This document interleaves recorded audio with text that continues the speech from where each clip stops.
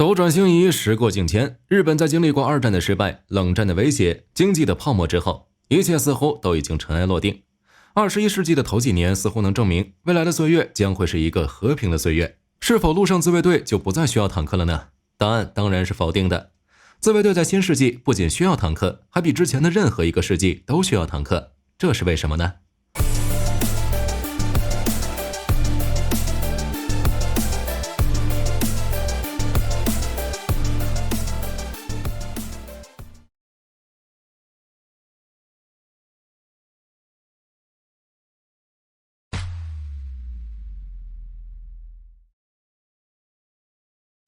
买坦克和买玩具还是不太一样的。坦克作为地面战斗的核心单位，在任何一个国家中都不可或缺。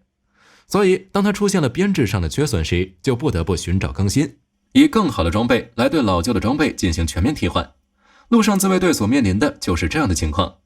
744作为一款类包衣构型的坦克，在20世纪末期就已经相当落伍。即使考虑到自卫队为其配发的93式钢针，客观上虽然不及同为105毫米口径的 M900，但远超美军的 M774， 但奈何74G改型没有进行下去，所以这型坦克在新世纪也就没有了意义。火力称不上强大，辅助设备更是一概欠奉。而90式呢，也好不到哪儿去，50吨的体重导致的液气悬挂故障频发，是90式的阿克琉斯之种。而且90式的设计从20世纪70年代开始，在这时冷战坦克的对抗依然停留于单纯的甲弹对抗年代。而在90式服役时，世界战争的局势就发生了天翻地覆的变化。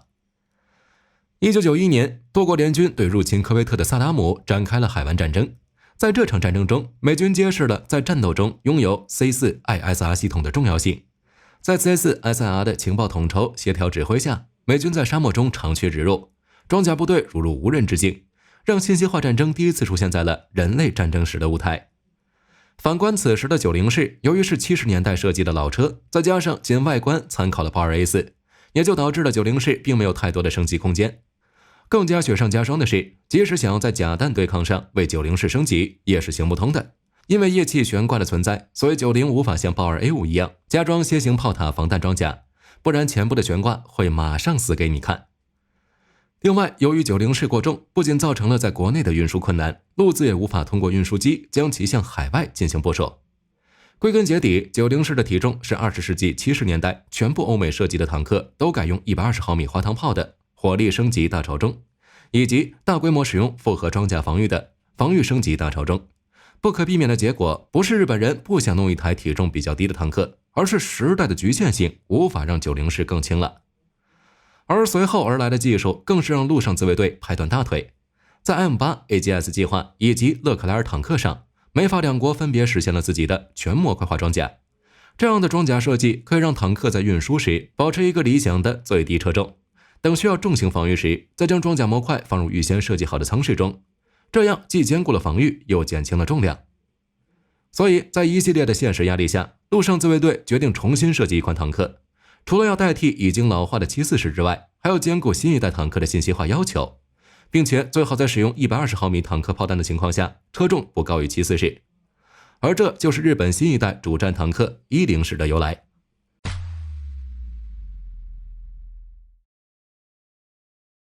其实关于10式，有些观众会有一些疑惑，这个名字应该是读10式还是读10式呢？根据陆上自卫队的读音来说，他们会将10式战车的10以标准无线电用语读成 Hitomaru， 即10，而不是读10，所以10式也应该被念成10式而非10式。10式坦克是继61式、74式、90式之后，日本陆上自卫队服役的4代目主战坦克，同时也是国际上第3代主战坦克中最先进的之一。在90式服役初时，陆上自卫队对于海湾战争的思考中，设计师们认为未来的战争将会是信息化战争，而74式和90式不仅没有空间用来升级 C4ISR 系统，性能也落后于时代。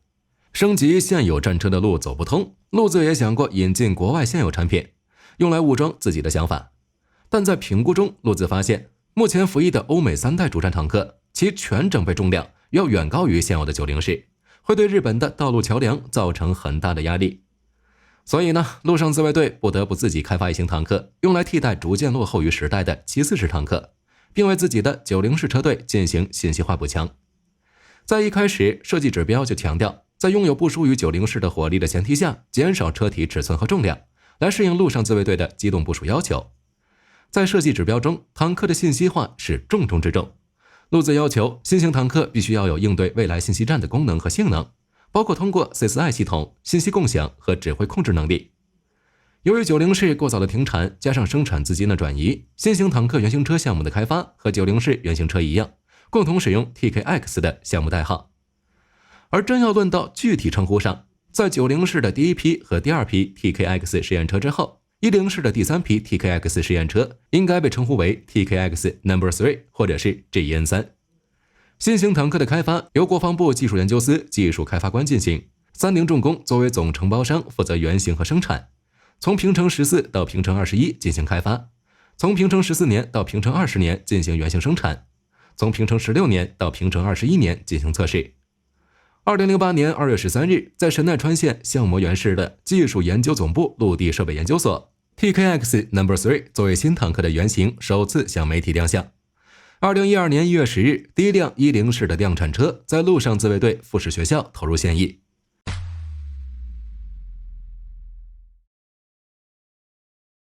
10式是一种由自卫队开发、三菱重工生产的陆自下一代轻量化主战坦克。火力方面，10式采用了一门日本制钢所研发的轻量化120毫米坦克炮，这门火炮的总重比90式使用的莱茵金属同款火炮轻 14%。由于采用了特别的冶金工艺，所以这门主炮可以承受更高的膛压，以便容纳伪10式特别研发的尾翼稳定托克穿甲弹。这种全新的穿甲弹使用了高膛压技术，简单来说就是嗑药炮。虽然这门炮和90式一样，同为44倍镜的坦克炮，但是在新弹的加持下，该炮的穿身提高到了600毫米以上，达到了 M829A2 的平均水平，媲美德国的 DM53 穿甲弹，让陆上自卫队的穿甲能力正式进入600毫米俱乐部，可以威胁到世界一流的主战坦克。而90式使用的 GM33 是莱茵金属 DM33 的特许生产型，穿身尚不及500毫米，在俄罗斯坦克普遍使用化石重型爆反的当下，和烧火棍无异。10式的轻量化火炮依然装备有90式同款的尾舱自动装弹机，不过由于自动装弹机的存在，10式依然没能实现和艾布拉姆斯一样的弹药全部放置在尾舱的防止熏爆设计。在尾舱内，10式拥有15发待发弹药，剩下的20发储存在车体右前部的弹药容器内，总备弹量35发。10式的自动装弹机设计上和90式无异，都是通过尾舱的传送带选弹，对准炮尾之后推弹杆一次性推弹入膛。但在实际设计中，工程师优化了自动装弹机的各部件磨合。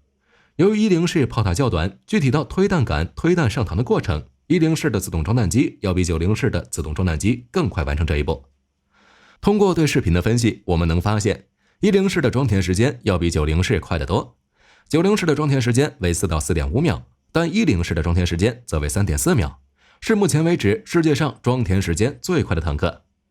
这就意味着，如果理想状态下，陆上自卫队一个4车10式坦克排伏击一个俄军10车 T72B3M 坦克连，通常情况下，每台俄军坦克需要被有效命中2发，力求彻底击毁。如果情况理想，每一发钢针都可以击穿俄军坦克，那么整个伏击过程将会在20秒内完成。俄军坦克将变成战场上燃烧的废铁，而10式则可以快速撤退，避免俄军后续火力的报复。说到了快速撤退，就不得不提一下10式的动力组件。10式的动力包可谓是日系车的标准刻板印象，即省油加 CVT 变速箱的结合。和90式不同，10式由于车重降低，所以并不需要更强的发动机来提升公重比。所以10式的发动机是一台液冷4冲程涡轮增压 V8 发动机，在2300转下可以输出1200匹马力，公重比约为27，低于90式的29。不过这并不致命。主要的好处在于，比起90式的1500马力涡轮增压柴油机，10式虽然只能输出1200马力，但是在越野极速相差不大的前提下，10式的动力包组件更轻了，当然也更省油了。而且由于 V8 的体积更紧凑，所以10式并不和90式一样使用6对负中轮底盘，而是直接使用了5对负中轮底盘，让底盘长度大大降低，反而提升了复杂地形的通过能力。10式相比90式的另一个进步，则是要看它的变速箱。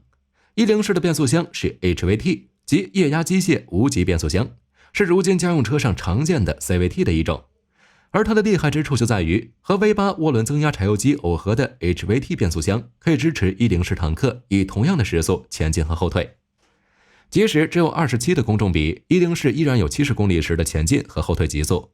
为了供给车上众多的电子设备，1.0式还增设了内置的辅助动力单元。当然 APU 一台发电机供应全车电力绰绰有余。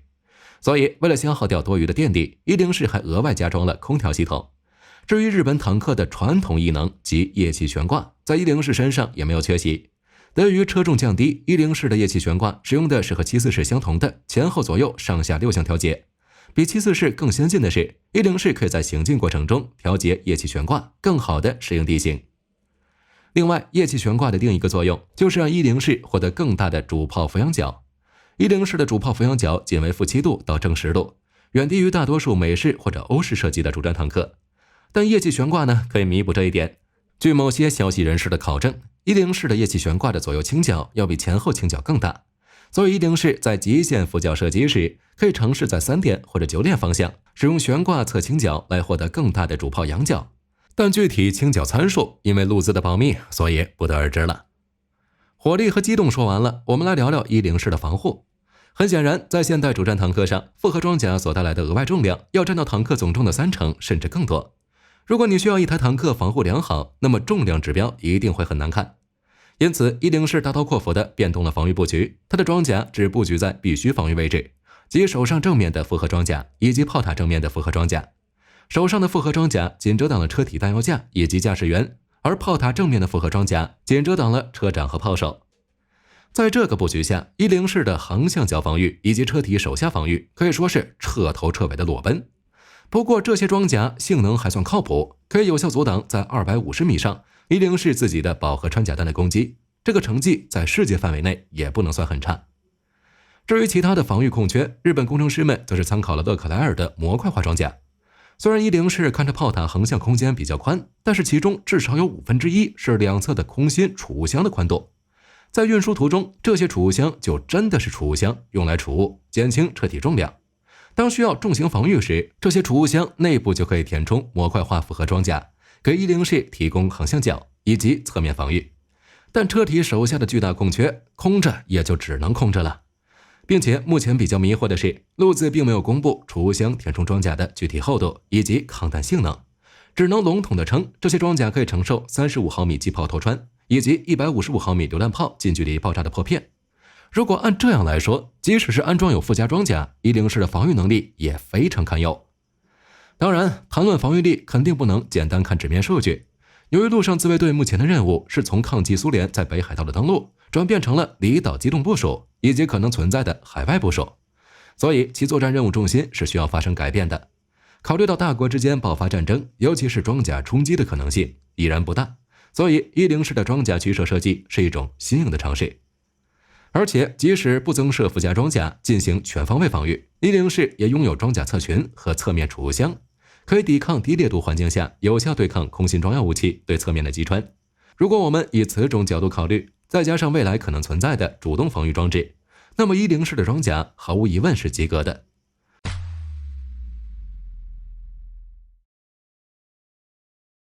对于陆上自卫队来说，1.0式的服役不仅代表他们又收到了新车，还代表着其他一些事情。由于日本自从6·1式开始就放弃了使用铁路运输坦克，将坦克全部转为公路运输，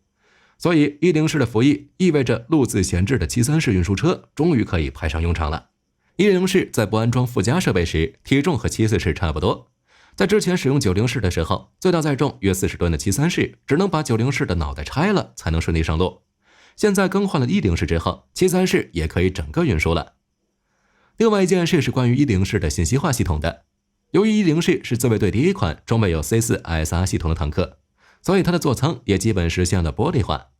这时就有车长开始动歪脑筋了。自卫队就曾经发现过，有1.0式坦克的车长偷偷将储存设备带上坦克，接入车长的指挥系统，也不为干别的，只为放动漫打发时间，美其名曰闲着也是闲着。当然，军用设备的内存一般比较低，动漫看着看着就导致系统死机的情况也不是没有发生。火力军只能说这种风格真的很自卫队。作为一种日本自行制造的坦克，10式继承了日本坦克的一个特点，那就是贵。截至2008年，10式的开发成本约为484亿日元，相当于当时4.57亿美元，预计每台单位成本约为7亿日元。在采购中，约有一半坦克是替换原来使用90式的单位，然后使用90式的单位再将自己的90式下放给其他还在用74式的单位，如此这般完成坦克的轮替。截止到目前，陆上自卫队总共接收到了136台10式，总共花费1473亿日元，平均每台坦克算下来，身价也基本在10亿日元。至于这些价值10亿日元的坦克，战斗力到底有多少，那就只能等到某个战场上才能见分晓了。